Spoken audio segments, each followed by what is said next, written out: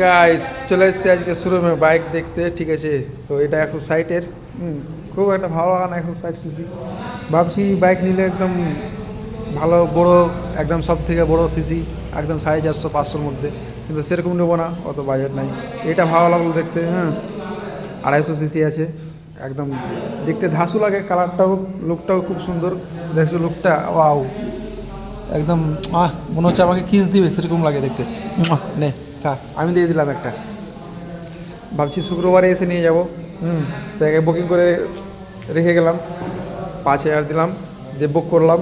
শুক্রবারে এসে বাকি টাকা দিয়ে পেমেন্ট করে নিয়ে যাব।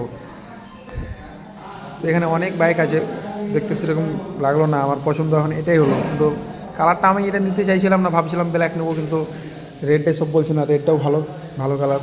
বাইক কালার তো অনেক চালাচ্ছি, এখন যে বাইক একটা নিয়ে এসেছি, কিন্তু এটা তো চলবে না। কিন্তু রেডটা অনেক দিন ধরে চালাইনি, রেডটাও একটা নিয়ে দেখি, বেশি দিন চালাবো না, খুব জোর 2-4 মাস চালাবো, মজাটা নিয়ে নেবো, তারপর আবার একে চেঞ্জ করে দেবো। শুধু বাজাজ বাজাজ, পালসার পালসার।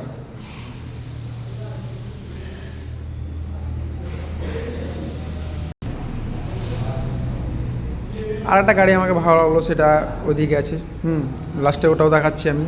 তো ওটা 125 ছিল।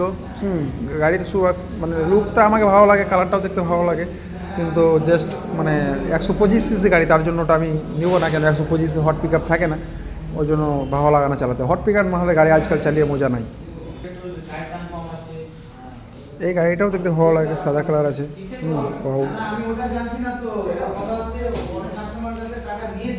লুকটাও খুব সুন্দর আছে, দেখে কিস দিচ্ছে মনে হচ্ছে।